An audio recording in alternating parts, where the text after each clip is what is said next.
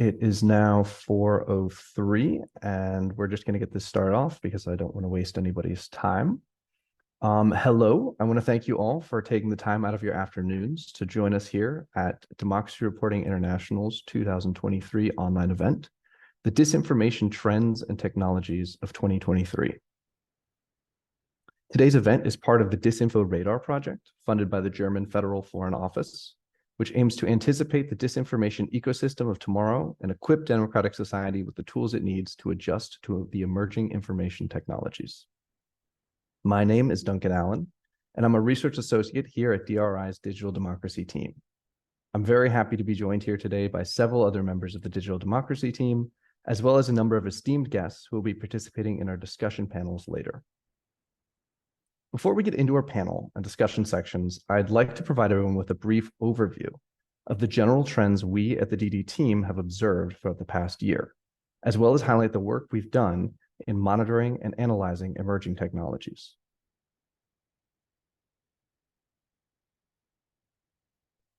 As I'm sure you're all aware, this year has been marked by significant shifts in the information and technology landscape. And it became readily apparent that the generative AI is not only here to stay, but will continue to increase in power and sophistication.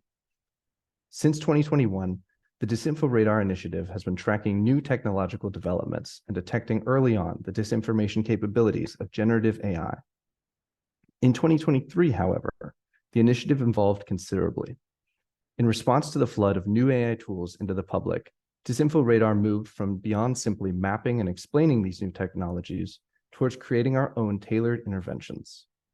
But before I talk about the specific intervention that we developed, let me first give you an overview of the emerging threats that we've seen throughout this year and connect them to the research we've done in this period. We at DRI's Digital Democracy team have launched several publications during the past year directly investigating the risks of these emerging generative AI technologies. In contrast to the more theoretical studies we performed last year on the capabilities of AI, this year we have actively tested these technologies' disinformation potentials. ChatGPT's public launch had an immediate impact and demonstrated to many outside of the tech field AI's increasing capability to understand, respond to, and generate content. Like other organizations have done, we tested the safeguards that OpenAI promised to have implemented in ChatGPT's system, and found ChatGPT does reproduce harmful narratives if given several hypothetical prompts. For example, by prompting the language model to emulate a reporter from Russia Today, we were able to get ChatGPT to circumvent its safeguards to produce problematic outputs, such as advocating for the need to denazify Ukraine, which is a common narrative wielded by the Kremlin to justify their 2022 invasion. The research demonstrated the relative ease by which AI chatbots can be co-opted by malicious actors to produce misleading or false information, regardless of the language. It also drew attention to the dilemma of authoritarian regimes using generative AI to advance their own agendas, which led us to investigate the ways in which such regimes both fear and employ generative AI. In our June report, we delved into the complex and often paradoxical relationship authoritarians have with artificial intelligence tools. By examining the case studies in both Russia and China, we found that in addition to promoting investments in AI technologies, authoritarian states are also deeply wary of the risks generative AI could pose to their propaganda and censorship efforts. For example, Russia was even observed going as far as to pressure developers of a text-to-image tool to modify their models to generate more nationalistic outputs when prompted with the letter Z. This highlights the unique risks posed by models developed under such regimes, as they're less likely to have safeguards against harmful disinformation, conspiracism, and racism. And when adapted in non-authoritarian countries, these models will continue to proliferate the biases and propaganda of these authoritarian states. This, of course, poses a particular risk for the information environment surrounding elections and democracies, where false narratives and misleading content online can have serious electoral impacts. As the year continued, more generative AI products began to be released to the public. The launch of new chatbots such as Microsoft's Bing Chat or Google Bard and the AI image generators such as Midjourney and DALL-E diversified the number of tools available to potential disinformation actors. We in the Digital Democracy team continued to monitor and test these new tools as they were released to determine where and how these products could be misused. For example, in August, we compared and contrasted ChatGPT's ability to produce and identify misinformation with that of Google Bard's. We found that while both models proved adept at recognizing false narratives as input, they were susceptible to safeguard circumvention through hypothetical prompts, such as pretend to be an extremist author.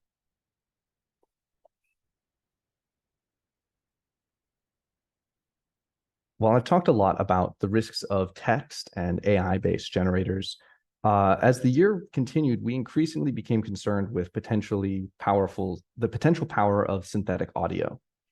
In our most recently published brief, we examined the threat potential and use cases of AI voice cloning, a generative AI technology that we believe presents several dangers due to its lack of prominence in the AI discourse. We see audio as likely the most dangerous form of generative AI at the moment, with regards to explicit disinformation, as it's almost impossible to manually detect with the human ear. In addition to having a variety of criminal and fraud applications, voice cloning can also be wielded to spread election-related disinformation, as seen in October's Slovakian elections. One particular example from that election was a supposed recording of the Liberal Progressive Party candidate Michael Shemenka discussing how to buy votes with a prominent journalist. Although created by an AI and thereby inauthentic, the audio was circulated widely throughout the Slovak language internet before being taken down. With the end of the year and the closing of negotiations around the EU's AI Act, we identified yet another vulnerability to both regulation and information security, the emerging ecosystem of open source large language models. The open source nature of these models, with names like DALL-E, Falcon, and Zephyr, raise concerns about the ease through which they can be used for generating malicious content. Unlike ChatGPT and Bard, which have built-in safeguards to prevent the generation of harmful or illegal information, open source LLMs lack robust controls. This lack of safeguard could make them more susceptible to misuse in the creation and spread of disinformation and hate speech. The accessibility of these models further complicates the issue. Given their open source status, they can be readily used or modified by disinformation actors as they choose. In our upcoming and final report of the year, we on the Digital Democracy team aim to critically assess the quality and security of these open source LLMs. The focus of this investigation will be on understanding the potential risks they pose to disinformation. Finally, I want to talk about our specific intervention that we came up with over this year. In light of all of these threats, the Disinfo Radar project began to shift beyond merely monitoring ongoing developments in generative AI, but also taking a proactive role in countering online disinformation. We recognize that thanks to generative AI, sophisticated and convincing disinformation, such as deepfake videos and voice clones, that used to require entire teams of tech-savvy individuals to produce, can now be created swiftly with apps using user-friendly interfaces. The democratization of deepfake technology means that convincing disinformation no longer is confined to those with technological expertise and lowers the barrier of entry for creating false narratives and misleading content online. As a direct response, the DD team worked for several months to create our own guide for detecting AI disinformation. The purpose of this guide, which we published in early October, was to empower researchers, policymakers, and members of civil society who otherwise lack the technical expertise to identify synthetic information online. The guide includes step-by-step instructions on how to use manual methods such as glitch detection and metadata analysis, as well as more sophisticated tactics such as AI-powered detection tools and the use of provenance. By outlining more modern practices for synthetic content detection, it's our hope that this guide will demystify detection methods and equip readers with the know-how to identify disinformation on their own. And if you want to take a look at it yourselves, we've attached the QR code here on the right of this slide. Finally, as the year closes, we were even more convinced that the kind of work that Disinfo Radar is doing is increasingly important and necessary. This is particularly exemplified by the Argentinian elections, with both major candidates Javier Milei and Sergio Massa employing AI-generated content to sloganeer and slander their opponents. Dubbed the world's first AI election, Argentina offers a possible glimpse into the role AI will play in future online election discourse, as well as the increasingly blurry lines it creates between legitimate campaigning and the spreading of disinformation. While most of the AI-generated content spread by candidates in Argentina was obvious in its synthetic nature, there were a few cases where PR teams had to add a disclaimer or even delete and apologize for content that confused voters. The highly extensive use of generative AI in this election, notably including several deepfake videos, has been blamed for creating an atmosphere of skepticism towards information in the election. This has led to genuine scandals being dismissed as AI-generated deepfakes, while at the same time, synthetic content was taken for real information. Beyond Argentina, we also observed AI-generated images being used in election campaigns in New Zealand, as well as local mayoral races in Toronto and Chicago, among others. It's therefore likely that these trends will continue and accelerate into the coming year, likely contributing to more misinformation-rich environments in democratic elections in 2024. In 2024, we can only expect more generative AI products to enter the market and for existing generative AI technologies to get more sophisticated. Therefore, in the coming years, we at the Digital Democracy team plan to increase our research, push for effective regulation, and develop our own auditing methodology to uncover the risks these technologies pose. With that, I'm going to hand it over to my colleague Jan, who's going to lead a panel discussing the specific impacts generative AI has had on civil society. If you have any questions in the upcoming section, I encourage you to please ask away in the chat, as there will be a Q&A section at the end of the webinar. Thank you very much. Thank you, Duncan. Maybe you unshare your screen? Perfect. All right, cool. Yeah, welcome everybody. I think over the last year, it's safe to say that much ink has been spilled writing about the impact that generative AI will have on our democracy and our information spaces. But in this panel, we really want to focus on a specific group that I think is the lifeblood of democracies. It's like those frontline workers that focus on fact-checking, on journalists that work in capitals often outside of the West, and that try to really stop this wave of false and misleading information. And in order to do so, we have a very special guest. It's Jacobo Castellanos. He is one of the founders of Cooperos, one of the first technology cooperatives in Mexico, and De America Soy, a Latin American network of collectives that promote economic diversity and heterodoxy. He's right now a program associate with Witness, where he focuses on technology threats and opportunities. And for those of you who don't know Witness, it's a human rights nonprofit organization based in New York, which helps people use video technology to protect and defend human rights around the world. And they're really doing it in a broad set of countries. Jacobo, I think you're present in 135, or you have worked in 135 countries. It's really impressive, the work that you're doing. So thank you very much for being here. Thank you, John. Jacobo, maybe the first question that I would ask you, as an organization that really works with these frontline workers, with journalists, with fact checkers all around the world, how has your work changed over the last year with the advent of generative AI? Yeah, so first of all, thanks for having me. It's great to be here. I just want to give a little bit of context first. You did mention it. Witness is a human rights organization, and we started 30 years ago. And when Witness started 30 years ago, it really grew out of this idea that video is an extremely powerful tool to defend human rights. And that was 30 years ago. And while we do look at video specifically, we also look at the technologies around video that help us use video to defend human rights. So at 30 years ago, a colleague not too long ago half-jokingly said that we were thinking about the impact that faxes had on the use of video. Obviously, the technology landscape has changed 30 years now into Witness's history.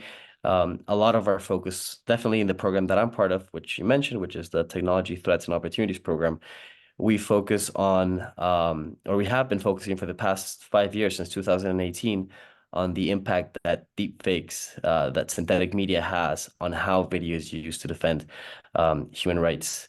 So in 2018, when we started talking about this, we had a framework that we called Prepare, Don't Panic. Even then, at the time, and that was back in 2018, we were coming up with discourses, people suggesting that this was the end of truth, this apocalyptic scenario where we wouldn't be able to understand what is true and what is not. And so what we did, we created this framework highlighting the notion that this could change the landscape, the way that video is used to defend human rights, but we shouldn't panic. And so that was 5 years ago. Now, 5 years later, I think that framework needs to change. Perhaps not prepare, don't panic. We haven't come up with anything to change it, but we do suggest maybe that it's time to act.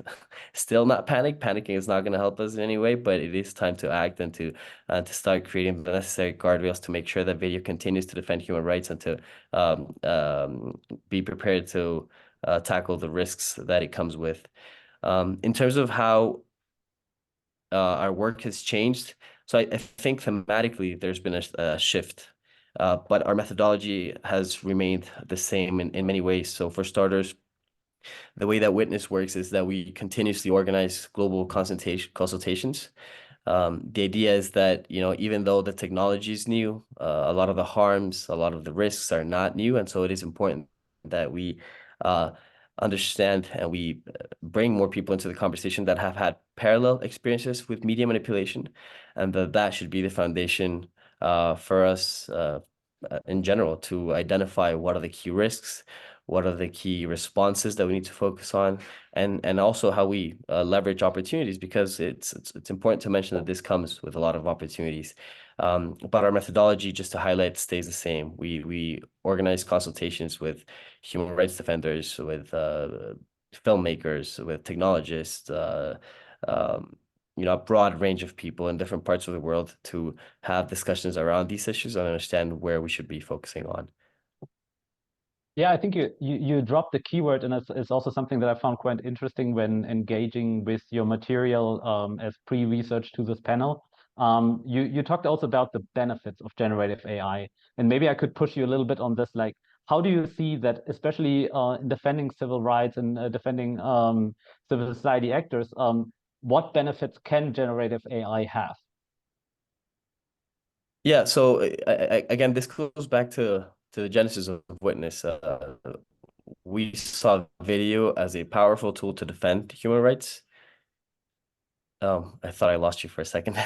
Yeah, so we also want to see synthetic media as a powerful tool to defend human rights. So obviously recognizing the threats and the risks and the harms, but this is an area of focus for us, how we leverage opportunities.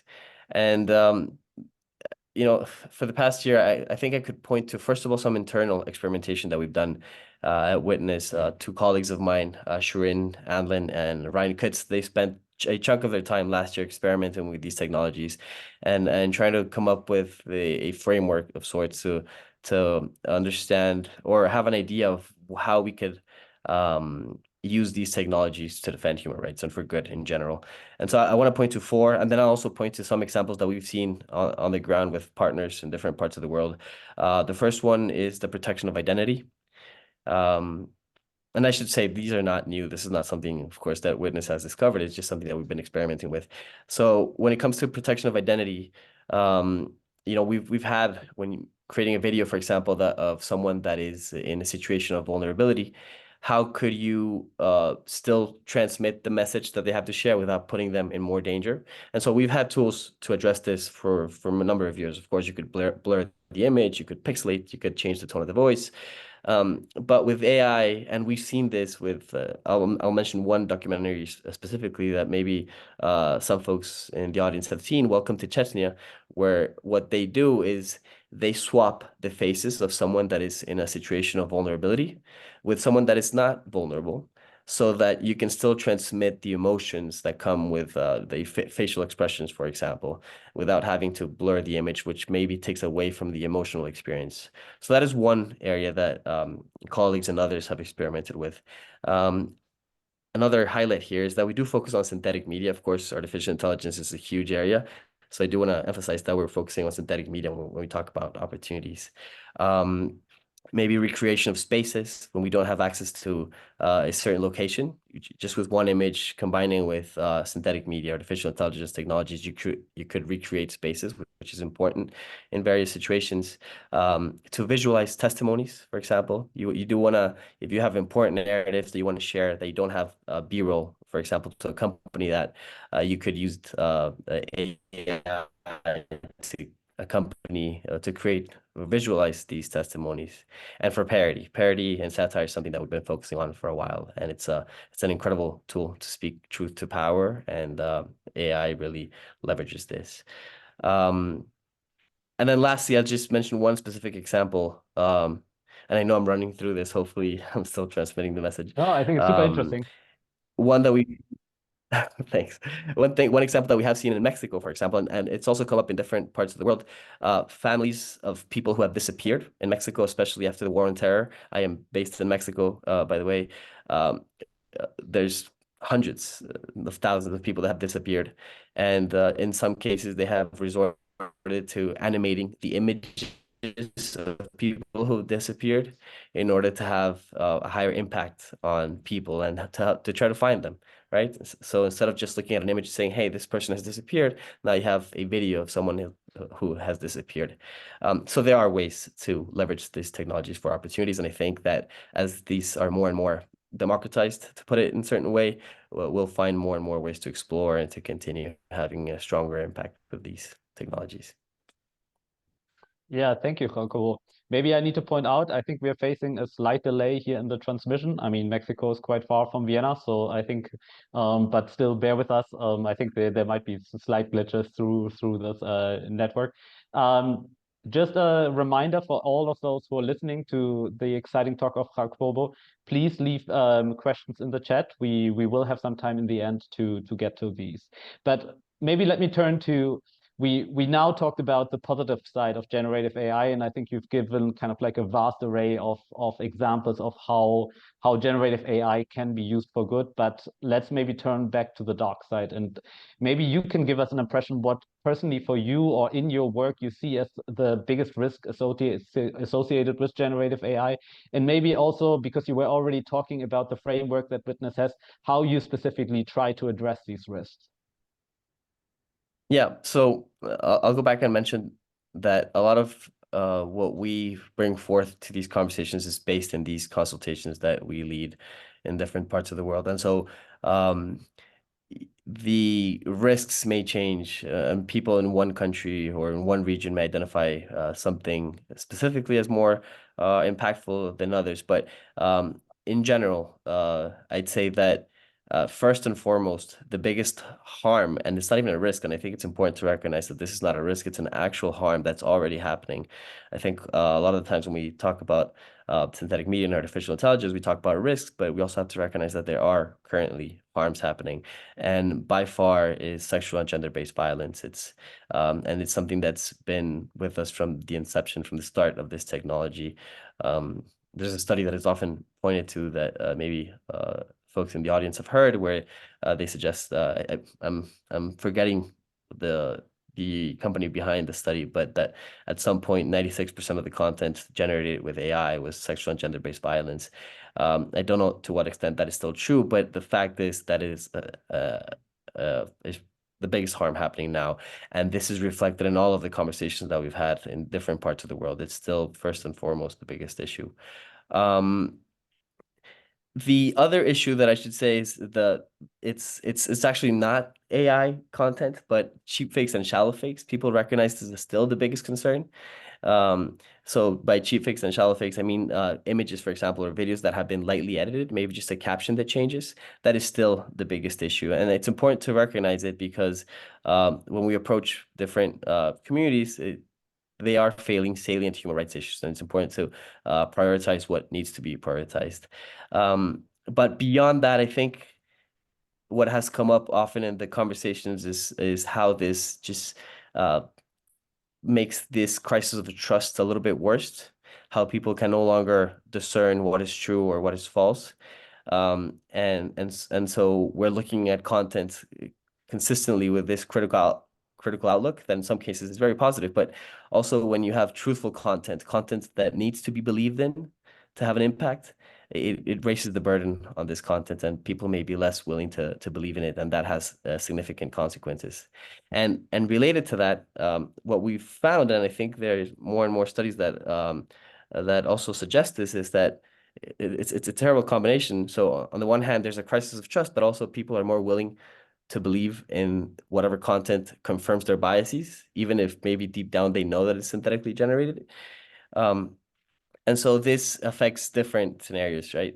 For example, elections, you've mentioned it, I think Duncan mentioned it at the start of this call. In our latest consultations in Colombia, in Nairobi, elections has come up as an area of major concern, but also public health. On the backdrop of the pandemic, people were concerned how this could be misused to create, for example, health disinformation. Another threat that has come up is the large dividend, what's been more and more referred to as the large dividend, where people resort to this idea that there are synthetically generated videos and images to undermine what is actually truthful. And then lastly, one specific thing that I'll mention that has come up in our work very specifically is audio. We're coming up with more and more AI generated audio for fraud and for disinformation. And that has been one of the most repetitive concerns and the hardest to deal with, because it's very realistic and very hard to detect, as opposed to in certain cases with videos or images that may have less of an impact. So that's one part of the question. Jan, I'll let you tell me if I'm not taking too long. No, this is super interesting. Maybe I could jump in on one point, because you already said kind of audio is difficult to detect. Maybe we could go a little bit towards what can we actually do. I mean, Duncan already made a reference to what we've been trying to do, kind of like write a guide which gave an overview of the kind of things that you can do yourself in terms of detecting maybe generative AI images yourself, or maybe also about the research that is currently in the pipelines in major research centers in terms of building detection tools. So maybe to push you a little bit on this, like, can we detect our way out? Do we need other technologies? What is the role of provenance? What is the role of initiatives like the C2PA? I think you are part of this. Maybe you can tell us a little bit about this. Yeah, so at Witness, we have been focusing on disclosure and detection. And so what we mean by that is essentially, how do you communicate to people or to algorithms, which is an essential part of this component, that what you're looking at is generated or manipulated or edited by artificial intelligence. And we believe that clearly and transparently communicating this could have an impact in the way that we consume content, and could help us tackle some of the harms or the risks that I mentioned previously.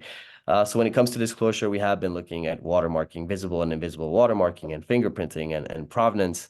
And all of these tools, first of all, I'll mention very generally that they all come with caveats and limitations.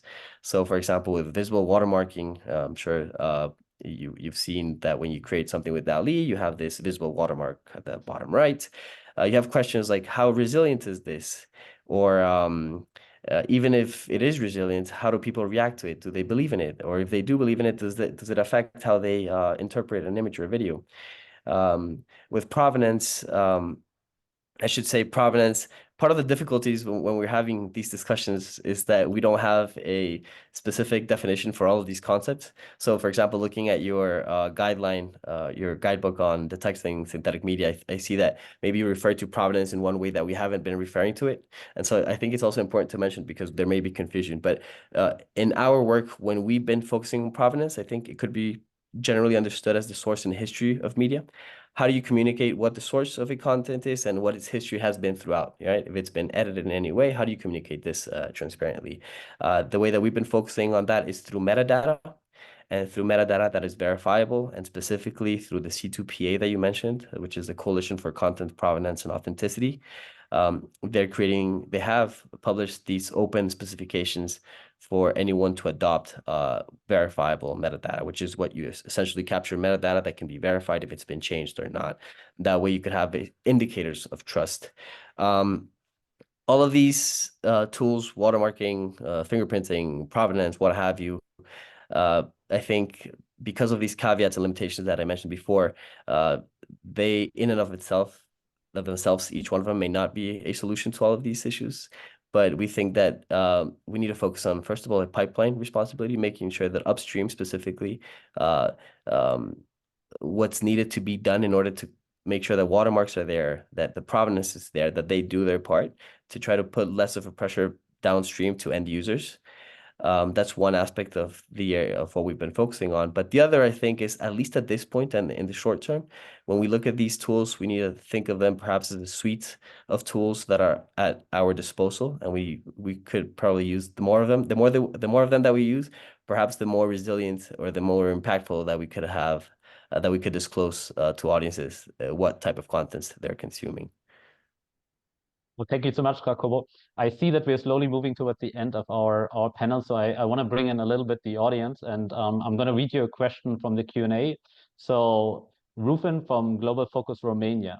Truly interesting work. Thanks so much for organizing this. To Jacobo, was the success of using AI synthetic media in supporting your, or what, I think, sorry, I need to correct here. What was the success of using AI synthetic media in supporting human rights measures? So maybe if you could talk a little bit about, you've mentioned a couple of measures of like supporting human rights through synthetic AI. Maybe you could talk a little bit about the impact these measures have had, and if there are some insights about this. And then there's a second question. Should we expect a rise in general distrust once the synthetic generated images are going to be used also by organizations like yours? So if human rights organizations like you and maybe also us now maybe integrate synthetic generated images in our work, is this maybe also contributing to increased distrust in general?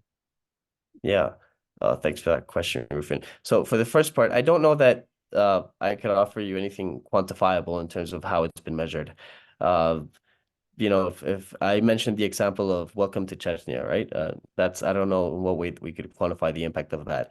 But if you see the documentary, for example, I do think that it has a major impact in how you consume it, right? The fact that you can see the people, you don't necessarily realize at the start, and that could be questionable. There are ethical factors into this. But I think that has an impact. Now, if it's measurable or not, I couldn't tell you, to be honest. And with reference to the second question, could we expect a rise in general distrust, and especially if organizations like ours, human rights organizations, are using these tools? You know, I think it's interesting. Hopefully, when human rights organizations or civil society in general uses these tools, they do it considering the ethical implications of what they do. And there are certain examples that have already come up in the past couple of months, really, where civil society organizations, and I don't want to point specific examples, but have created images and videos with these tools, and their impact has been very questionable. Perhaps, you know, the intention is not something that is questioned, but how they're used and how this could maybe create more distrust is an impact. And so, you know, but I also don't think that there's an answer to this. I don't know, like, that there's specific ways to say, hey, yes, this is the right way to do it, and this is the wrong way to do it. So at this point, you know, the technology develops fast and we try to keep up with it. But at this point, we still need to have conversations to try to establish these guardrails, these ethical considerations. I'll just point to one specific framework that Witness has been part of. It was an effort led by Partnership on AI called the Framework of Best Practices on Synthetic Media, which I think it's great to share. I don't know if anybody could share it in the link, but here a number of organizations, including Witness, do point to certain ethical considerations that need to be considered, precisely keeping in mind that we don't want to promote more distrust, and we want to fortify the truth in a certain way, in a scenario where synthetic media could muddy the waters. Perfect. Thank you so much, Jacobo. I see the time, so I think our panel is over. There are still some questions in the chat. Maybe while we are setting up for the next one, you can also like respond directly in the chat, Jacobo, responding to those questions that are still out there. And with that, I first thank you. You are still staying with us. We're happy to still keep you, and maybe some of the questions that are in the chat might also come up in the next panel. So I'm excited to still have you here. And with that, I want to close maybe the first part of this webinar. So far, with the presentation of Duncan and also with this panel, we have like looked at what this year has happened and what this year has brought in terms of technological shifts. With Jacobo, we have also looked at how it has impacted civil society. And now I want to pass on to my colleague Bea, who will take a look into the future. What of kind of like technological shifts are we about to expect? What are certain legal changes bringing, and how will the next year look like? With that, I pass on to you, Bea. Thank you. Thanks, Jan. I'm just gonna wait a little bit so Wafa can also turn on her camera and join us in the panel. Meanwhile, I can tell you, Jacobo, I can maybe fit some of the questions that are there in our discussion so that you can answer them while we are talking here. But welcome, everybody. I'm very happy to moderate this panel. As Jan said, we want to look at the expected future trends and advancements in technology.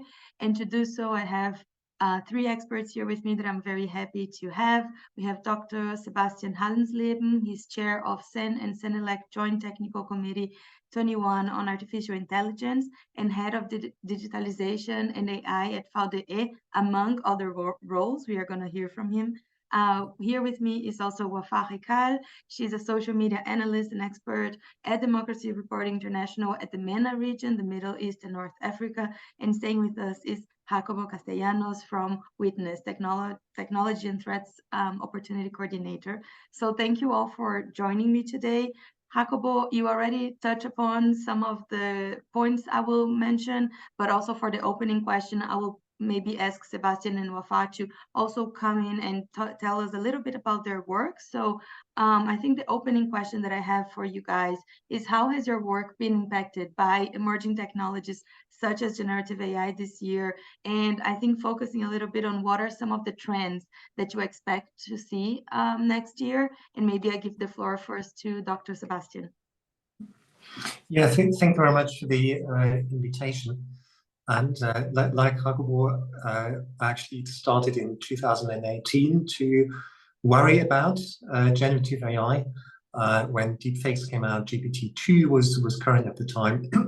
And it was clear that we now have the technology to fake not only everything, but also everyone. And the aspect that I've always been most interested in is the aspect of quantity.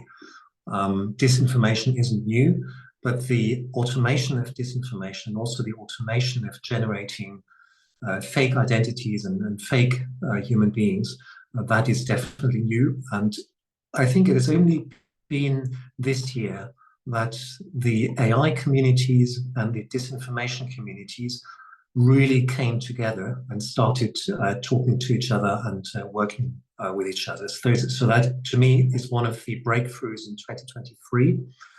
And also, more broadly, I spent 2018 to 22 a lot of my time awareness raising, going around governments, the European institutions, convening workshops and conferences to try and convince people there's something big happening. There's a very, very fundamental shift happening in the digital space.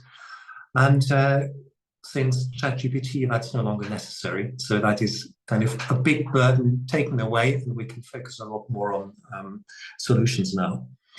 So looking ahead to 2024, I find it quite hard to predict where the development is going to go. But there are a few trends that I know that I would like to see and that I'm working towards. So one of them is a clearer view on detection tools, or a clearer and more realistic view on detection tools. And Jacobo already started highlighting some of the issues there. First of all, I think there needs to be a clearer distinction between detection of different media types. If we look at video and images and audio, we have at least a fighting chance to detect artifacts. And so we might at least get into some sort of arms race between detection tools and fabrication tools, but we are not going to do any better than that. So I think an ongoing arms race is the ceiling that we can reach, but nevertheless, it's worth working towards that. But as far as text is concerned, we simply do not have enough data for a reliable distinction between synthetic and human-generated content, and we'll have to be honest about that. And any kind of policy, for example, as pushed by GPI at the moment, that calls for mandatory detection tools as the panacea to AI-generated fakes, is simply not going to work in principle. And I'm hoping to see a trend towards a more realistic view on what is and what isn't possible. And I'd also like to see a more grounded understanding that with any kind of detection, fact-checking, assessment, we're only shifting the burden of trust from the publisher of the content to the institution that checks and tries to verify the content. So we've shifted the trust burden, but we haven't really solved anything fundamentally. Now that takes me to the third trend I really want to see, and that is a much broader discussion around how do we need to change the digital space in order to be more resilient. We're not going to get rid of generative AI in the hands of bad actors. We're not going to be able to outlaw fakes in some shape or form. We're not going to have any kind of central authority on truth. Another question whether we even want that. So we need to think more fundamentally and say, well, we accept that generative AI tools are out there, including in the hands of bad actors. We have to accept that they are not going to disappear. They are not going to be able to detect this synthetic content reliably. So how do we equip the digital space to be more resilient? And I'd like to conclude with kind of a slightly dystopian analogy that bothers me. So if we think back to the 1970s, we had people started to be aware that we're polluting the physical space and the physical environment, and we're kind of destroying the environment we live in. And it took a number of decades for that to sink in, and finally we're sort of there, at least as far as awareness is concerned, if not in action. But we now have the same situation for the digital space. It is polluted, and we are on the threshold of the digital space being unusable. And I hope that in 2024 we will take the first big steps to reclaim it.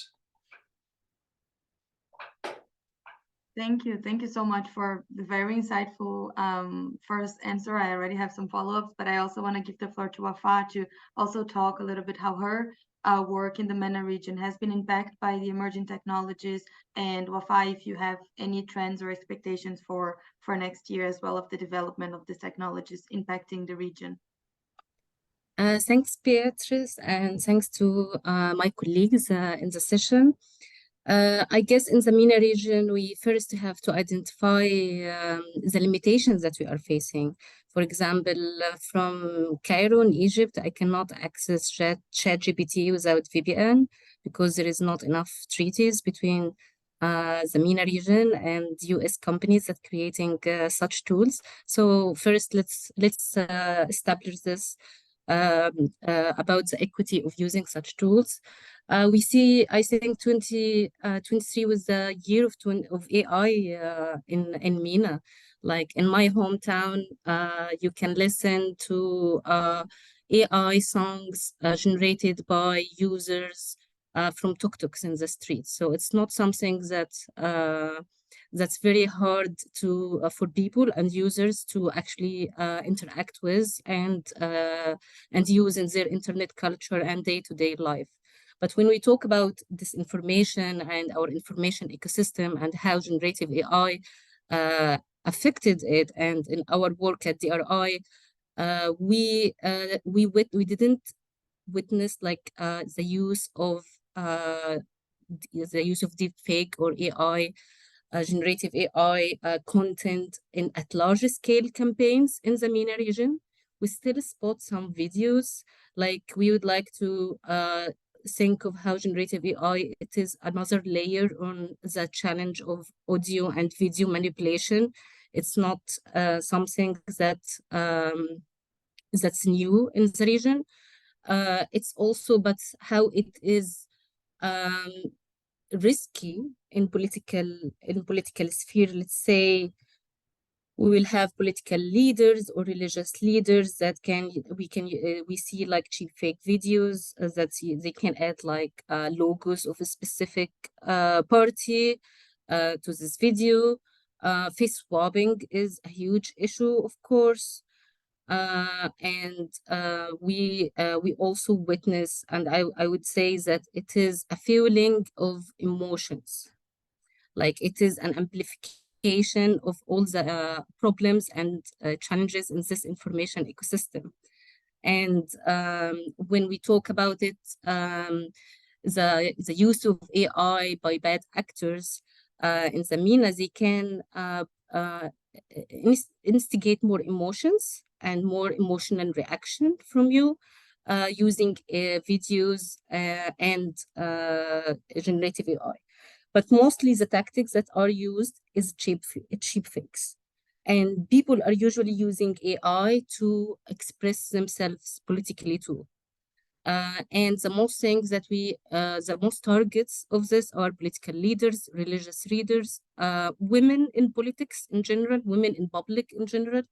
And I would like to talk later about like how AI or cheap fakes are used to engender humiliation and like confirming the stereotyping that's already in the society towards women. We see like all the face swapping or all the audio tuning that's happening. It's all for feminine character. So what will happen in 2024? I also echo what Hakubo said, I'm sorry, about audio. Like if we focus, like for example, about the war in Gaza right now, audio is is a big element. For example, from Hamas videos, you see like from their speaker Abu Ubaida, it's all audio. It's all audio. Can you imagine if you train all this audio files and it creates what Abu Ubaida can say in whatever what he can say. So it is very dangerous. It is very dangerous. You will have all this data to play with by bad actors next year. So thanks so much for having this conversation. I leave it at this. Of course, thanks. I need to apologize if you hear there's constructions going on around me, but I hope the noise is not so loud. Wafa, I really liked something that you said, which is equity, and that's what I want to also follow a little bit to Hakobo's question, because you talked about detection and provenance with Jan. I think in terms of not only what we can expect next year in terms of more detection tools, but also on the equal access to this technological detection tools. So we see, I think from what Sebastian also said, a polluted digital ecosystem with still parts of the world with not equal access to the technology, but especially also not to the detection tools that we are talking about. Can you tell us a little bit more and some of the expectations as well?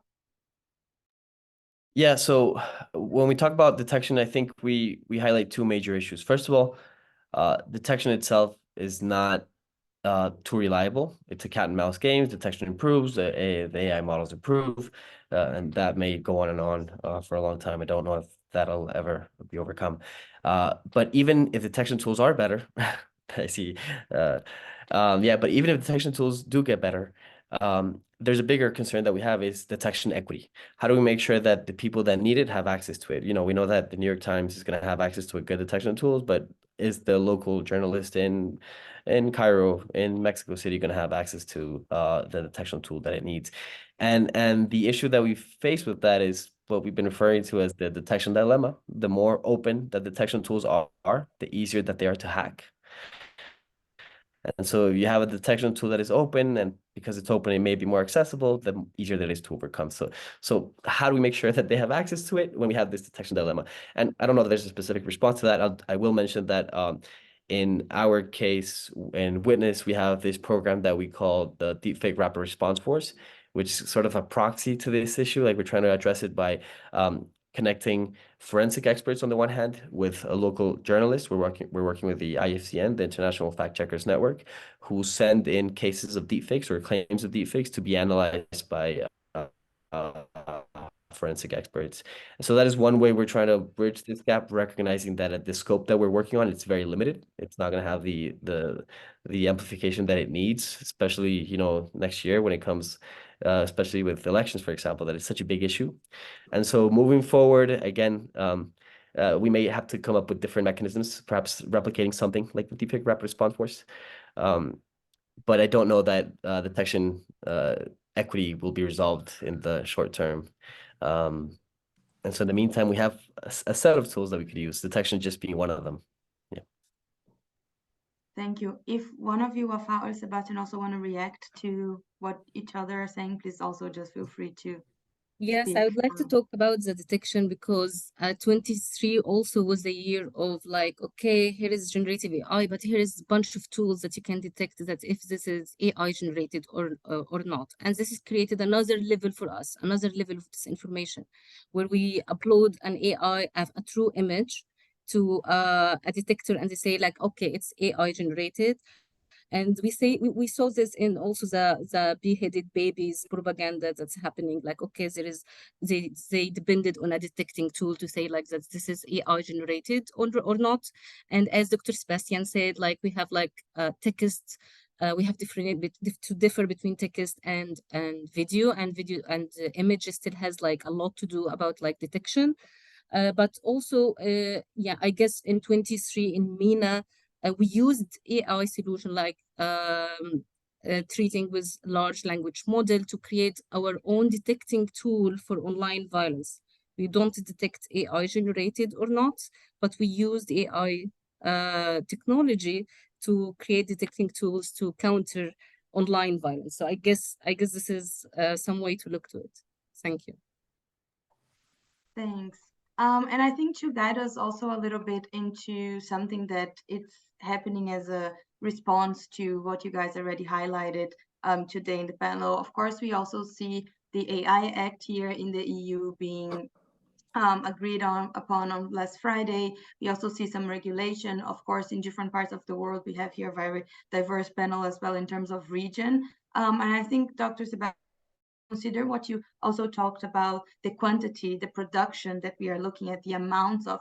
Do you see the AI Act as a strong Brussels compromise? Is it a strong piece of legislation that is also prepared in terms of securing that we have a less polluted digital ecosystem, or is that still not, is it a Brussels compromise in a sense of like, yeah, we are doing this, or is it a strong piece of legislation that prepares to the risks that we discussed here today?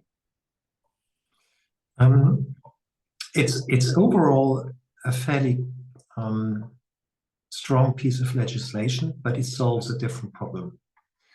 The AI Act really governs the good actors, or the actors that can be forced to be good. The AI Act doesn't help us in any way with the bad actors that just don't care, whatever the regulation in Brussels or elsewhere in the world may be. And so I think that pieces of regulation like the AI Act, like the Digital Services Act or the Digital Markets Act, they're all fairly powerful and overall quite good pieces of regulation. And I think that the long discussion and the complicated process of reaching compromise and consensus was very constructive. It was unusually open. So it was a very, very constructive discourse overall. But it is not going to address the problem of large quantities of disinformation. And I'd just like to pick up that term equity that you all mentioned earlier. There's another kind of equity that we have to consider. I can still post my opinion online, but if my political opponent mobilizes 1,000 bots, yeah, my opinion is still online. So I still have free speech, but it appears after scrolling through 700 pages So I might just as well not post it.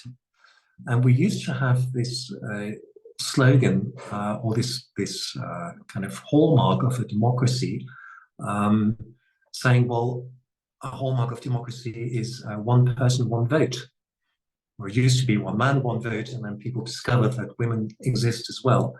So one person, one vote. But what we now need in the digital space is a slight variant of that slogan. It needs to be one person, one voice. So a fundamental fairness or equity in the chance of being heard, not the right of being heard, because people can decide to ignore you, but the chance of being heard, to have some fundamental fairness. And so when we talk about, and Jacobo touched on it earlier, when we talk about the identities in which we are appearing online, we probably have to accept that we can no longer be completely anonymous, because if you're anonymous, you cannot build a track record for being trustworthy. You cannot build a track record for having expertise in a certain area, and you cannot build a track record, for example, for being consistent in your opinions from one day to the next. But on the other hand, we also don't want to force people to reveal their real names for lots of very, very good reasons. And so I hope that this is something I'm working towards. We're seeing a best of both worlds, where we will start to create infrastructures for digital identities that are firstly pseudonymous and kind of securely pseudonymous, so without some hackable master table that maps pseudonyms to real identities. And that secondly are singular in a given context, so that you can enforce that in a given forum or in a given platform, I can only have one such pseudonymous identity, or maybe 2 or 3, but not 100 or 1,000 that would allow me to simulate some majorities.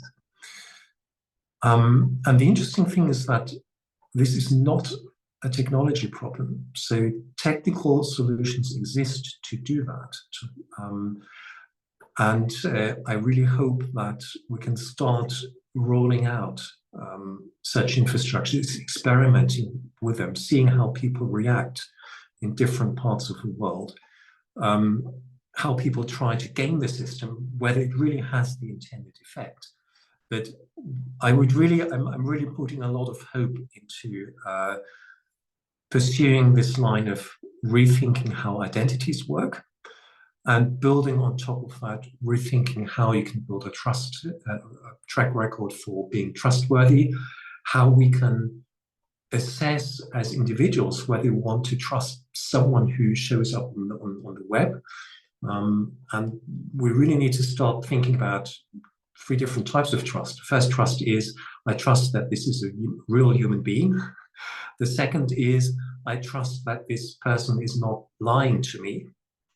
And third, I trust that this person has got good judgment in the information that they pass on from elsewhere. And these are 3 aspects of trust that can be, that I might assess very differently for someone, and that someone else might assess differently. So we need a decentralized way of helping us track who we want to trust, helping us to collect information from our personal networks on who do they trust and to what extent. I'm not necessarily going to copy their assessment, but at least their assessment gives me a sort of a starting point for my own assessment. So these are all things that will, I think, take us forward and take us beyond the relatively fruitless question on, well, how are we going to regulate AI? Thanks. That was super insightful. Also, because when we study media or any sort of communication, we see that trust is always in the center of when you're communicating with someone and believing in what you're saying. That's how any sort of source of media started in back in the days. And I think that also relates a little bit on something that Jacobo, you said when talking to Jan, that I immediately wrote this down because it stayed with me, that the technology is new, but the harms are not. And I thought that was really interesting. So given the intersection also of the technology and human rights from your work, what are some of the steps that we can take to ensure the development maybe of regulation, but also the deployment of these technologies aligned with the international human rights standards? I see a lot of discussion also about human centering AI. What are some of the standards here that we are talking about? Yeah, I'll try to be brief. I think if we get the questions from the audience, it'll also be interesting. So I think first of all, just recognizing that we have a solid foundation already. You know, this is not happening in a vacuum. We have human rights parameters that could very well set the stage for the development of these technologies. And to the extent that we just connect to those, I think we're already in a good direction. But that is a challenge in and of itself. The second thing that I'll mention is that it's been a key aspect of our work is we need to center the people that may be most affected by this, and that means bringing them into the table. They need to be part of these conversations. And there was a question in the comments from someone that said, "Hey, this sometimes sounds too technical," and yes, and I think part of the challenge is to say, look, there's some parts of it that is technical, but a lot of it is not, and just the experience that you've had in parallel experiences in parallel spaces is very important and it should shape these. And this is how we make sure that human rights are respected, guaranteed globally, which is also very important.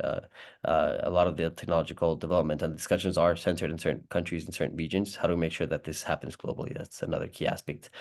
And the third one that I'll mention perhaps is just regulation and compliance. This is happening more and more. So as regulation is propping up, how do we make sure that it's aligned with human rights standards, and how do we make sure that it's enforceable? Yeah, I'll leave it there.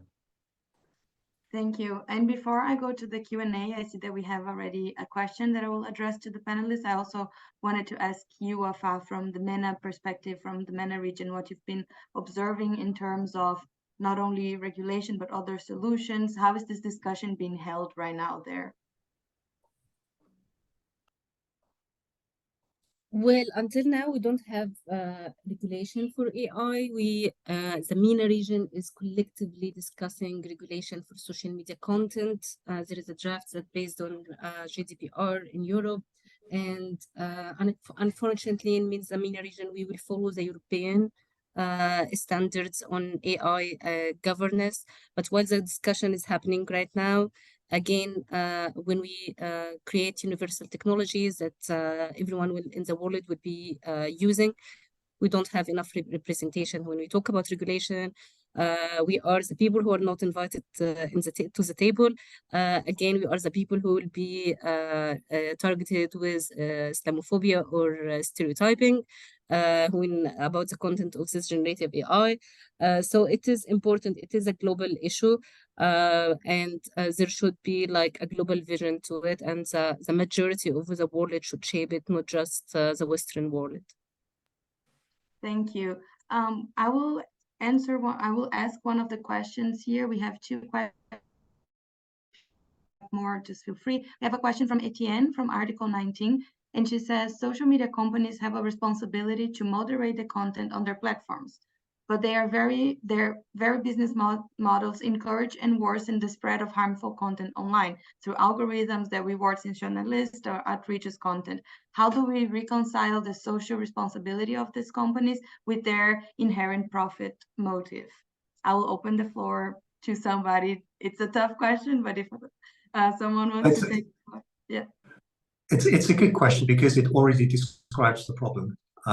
We are never going to regulate Facebook into being a place for constructive discourse. It's just not going to happen because their business model is completely opposite. So if we want to reclaim the digital space for constructive discourse, we have to create those fora. And this could be a responsibility of democratic governments to trigger that, or to kind of create those spaces, not to control them, but to create those spaces.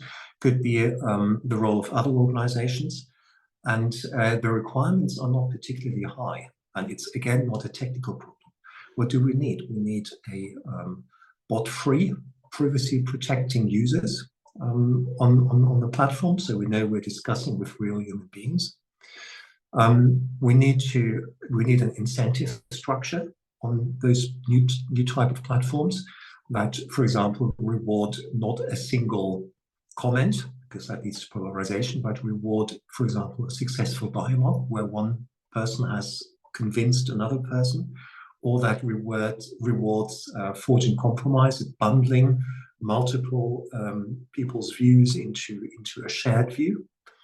And thirdly, whatever bubbles to the top in these platforms that many people can unite behind, then needs to find its way into the democratic institutions and processes, for example, being picked up in parliaments.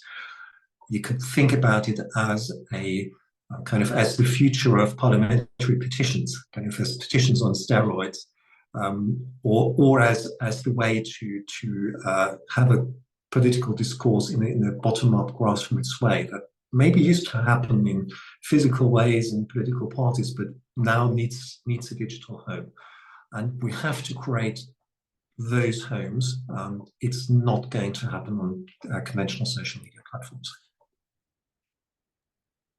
Thanks. I would also ask Jacobo or Wafa if you want to add something. I was thinking maybe Jacobo from a perspective also of, and Wafa also mentioned about the gender-based violence, you know, how do we also ensure that this type of content is taken down when it needs to be taken down, or that, you know, how do you deal also with the biases in the algorithms, and how do we reconcile those with the social media companies?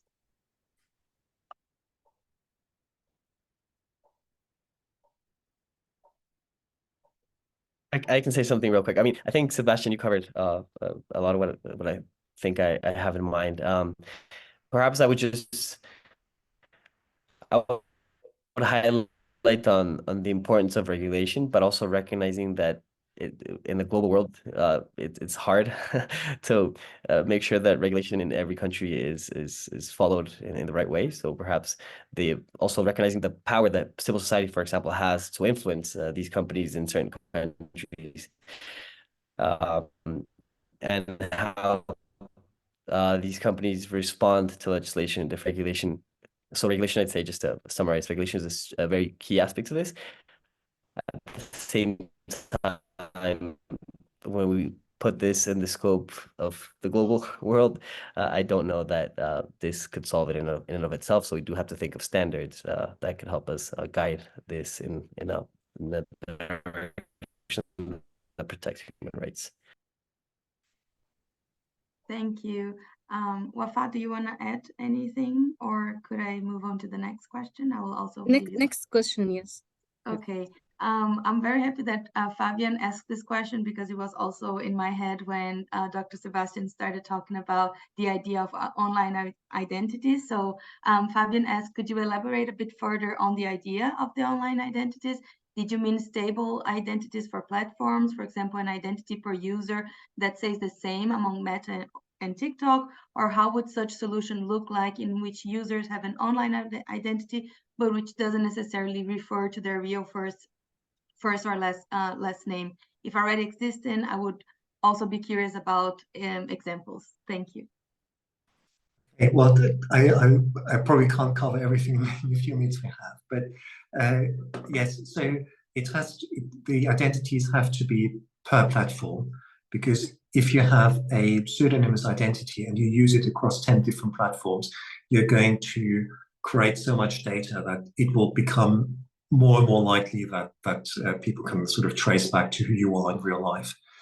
So it has to be per platform or per forum, and the singularity has to be per platform and per forum. So, for example, on commenting on The Guardian, I could have one pseudonym, but commenting on, I don't know, some other forum or online medium, it would be a different identity and they wouldn't be connected. From a technical perspective,